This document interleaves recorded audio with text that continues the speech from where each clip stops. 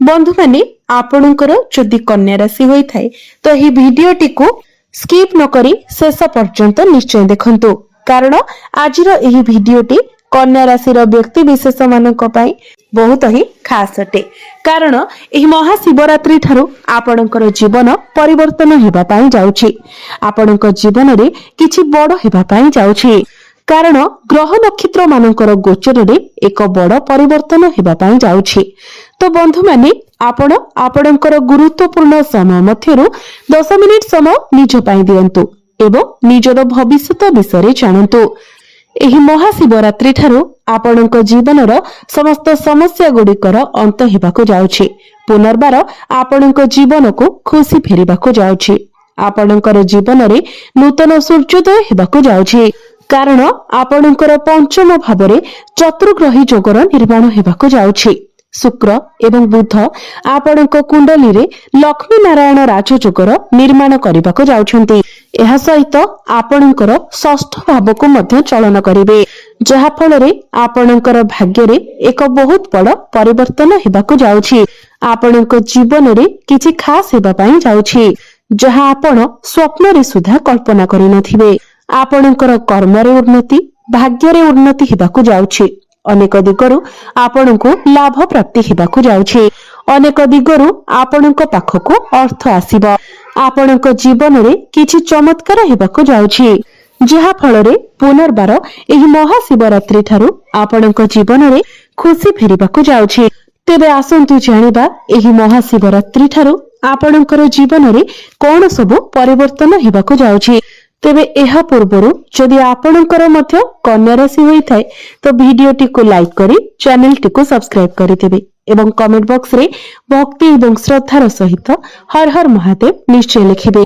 तो बंधु माने राहु आपणकर षष्ठ भावरे गोचर करुथिबारु आपणकर स्वास्थ्य जनित समस्या देखा देउथिला धन जनित समस्या देखा देउथिला परिश्रम अनुसार आपणको फल प्राप्ति होई पारु नथिला आपण ऋण नैथिले किंतु ऋण सुझी पारु नथिले ऋण करजर भार आपणक ऊपर बढ़ी जाइथिला आपणकर घर परिवार रे खुशीर वातावरण नथिला आपणकर शिक्षा क्षेत्र रे समस्या देखा देउथिला आपणकर अननेसेसरी खर्च हेउथिला समाज रे आपणकर मान सम्मान नथिला आपणको चाकरी प्राप्ति होई पारु नथिला संतान संतति पई आपण चिंतित रहुथिले आपणकर व्यापार वाणिज्य रे लॉस हेउथिला प्रेम जीवन रे मध्य समस्या देखा देउथिला तेबे एभली जहा भी किछि समस्या आपणक जीवन रे लागि रहिथिला से सब एही महाशिवरात्रि ठारू अंत हेबाकु जाउछि।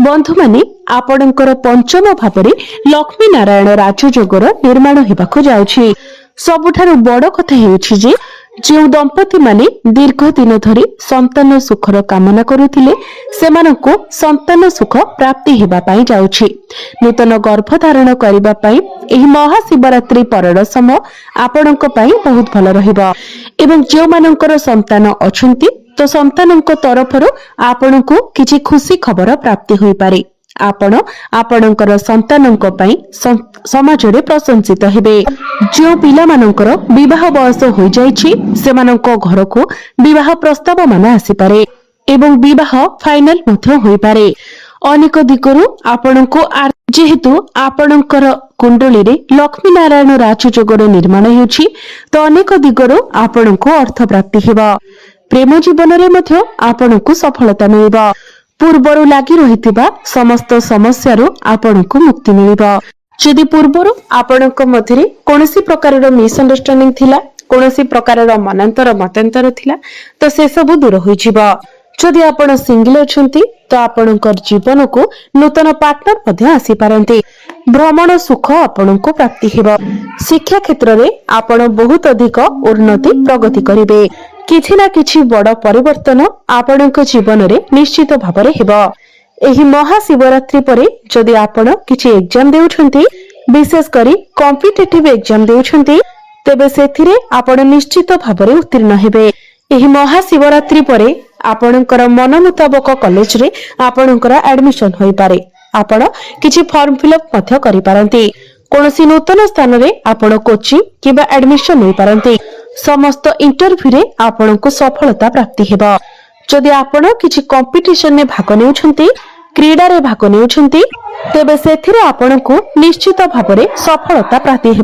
जदि पूर्वरु आपण ऋण करजर मायाजाल रे फसी रहिथिले तो एई महाशिवरात्रि परे आपणको समस्त ऋण करजर मुक्ति मिलिबा। समस्त शत्रु मानक ठारू आपणको मुक्ति मिलिबा।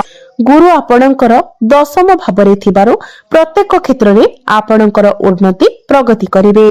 आपणकर प्रमोशन रो जोग बनिबो। जो माने बेरोजगार अछंती जो मानक पाखरे कोनोसी चाकरी बाकरी नाही तो एही महाशिवरात्रि परे सेमानंकु नूतन कर्म प्राप्ति होई पारे, नूतन चाकरी मिली पारे, आपणकर प्रमोशन होई पारे। कोनोसी एमएनसी कंपनी रो आपणको जॉब ऑफर मध्य आसी पारे। कर्म क्षेत्र रे आपणको सम्मानित करा जाई पारे। चाकरी क्षेत्र रे आपणकर ट्रांसफर होई पारे। समाज रे आपणकर लोकप्रियता बढ़िबा। आपणको पाखकु नुआ नुआ काम आसीबा। आपण आपणकर काम कार्य को नै विदेश यात्रा करि पारंती। कोनोसी मीटिंग मध्य अटेंड करि पारंती। एही महाशिवरात्रि परे आपण किछि भूमि जमी प्रॉपर्टी नूतन जानवाहन इत्यादि किनि पारंती। मांकर स्वास्थ्य रे जदि किछि समस्या थिला ताहा मध्य दूर होई जिवो। पैतृक संपत्ति रु आपणको लाभ प्राप्ति हेबो। भाग्य रे उन्नति घटिबो। भाग्य बल रे प्रत्येक कार्य रे आपण सफलता हासिल करिवे। अल्प परिश्रम रे आपणको अधिक सफलता लाभ हेबो। आपण जे भी कार्य रे हाथ देबे सेथिरे आपणको सफलता मिलिबो। अटकी रहितिबा प्रत्येक कार्य आपणकर आगको बढ़िबो। आपणकर गृह रे किछि शुभ मांगलिक कार्यर आयोजन होई पारे। आपण कोनोसी धार्मिक स्थान को किंबा दूर स्थान को यात्रा करि पारंती। पुराना प्रॉपर्टी रु आपणको लाभ मध्य प्राप्ति होई पारे। एही महाशिवरात्रि ठारू अनेक दिगरु आपणको निकट को अर्थ आसीबो। आपण निजे देखिबे जे आपणकर आय रे वृद्धि हेबो। डेली इनकम बढ़िबो। आपणकर फाइनेंशियल ग्रोथ हेबो। जो माने व्यापार वाणिज्य करूछंती से माने निजर व्यापार वाणिज्य क्षेत्र रे बहुत अधिक उन्नति एवं प्रगति करिवे। आपण कोनोसी नूतन व्यापार वाणिज्य मध्य आरंभ करि पारंती जहा भविष्यत रे आपणको अनेक गुडी लाभ प्रदान करिबो। आपणकर वैवाहिक दाम्पत्य जीवन मध्य सुखमय रहिबो। पूर्वरु लागि रहितिबा समस्या रु आपणको मुक्ति मिलिबो। आपणक जीवन साथींकर पर्सनल एवं प्रोफेशनल लाइफ रे मध्य आपण ग्रोथ देखिबाको पाइबे। पारिवारिक सुख आपणको प्राप्ति हेबो। आकस्मिक धन प्राप्ति हेबार जोग बनिबो। बड़ भाई भौणी सहित संपर्क आपणकर मजबूत रहिबो। जो माने विदेश यात्रा करबाको चाहथिले किंबा विदेश रे रही कोनोसी काम कार्य करूछंती सेमानंको अनेक शुभ फल प्राप्ति हेबो।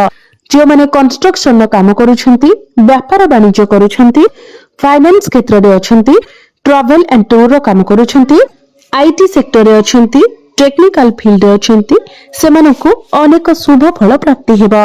एही महाशिवरात्रि परे आपण अनेक छोट मोट जगह को यात्रा करि पारंती। पूर्वरु लागि रहितिबा समस्त स्वास्थ्यगत समस्या रु आपणको मुक्ति मिलिबो। दीर्घ दिन धरि आपणकर मनरे जे इच्छा अभिलाष रहिथिला ताहा एही महाशिवरात्रि परे पूर्ण हेबाको जाउछि। आपणको समस्त मानसिक चिंता रु मुक्ति मिलिबो। कोर्ट कचेरी रे जदि आपणकर किछि मामला लागि रहिथिला तो राय आपणको सपक्ष रे जिवो। आपण किछि गुप्त विद्या अध्ययन करि पारंती। जो माने साइंटिस्ट अछंती, रिसर्च लाइन अछंती सेमानंको अनेक शुभ फल प्राप्ति हेबो। जे माने ऑनलाइन क्षेत्र रे काम करूछंती, डिजिटल मार्केटिंग रो काम करूछंती सेमानंको मध्य अनेक शुभ फल प्राप्ति हेबो। तेबे अधिक शुभ फल प्राप्ति करिबा पई आपण प्रत्येक दिन प्रभु गणेशंकर आराधना करंतु। प्रत्येक दिन बुधंकर बीज मंत्र 108 थर जप करंतु। प्रत्येक बुधवार दिन आपण गोमाता को सबुज चारा खाइबाकू दियंतु एवं संध्या समय रे हनुमान चालीसार पाठ करंतु। एहा व्यतीत प्रत्येक दिन आपण उदित सूर्य को तंब पात्र रे जलार्घ्य अर्पण करंतु। आपणको अधिक मात्रा रे शुभ फल प्राप्ति हेबो एवं आपणक भाग्य रे उन्नति हेबो।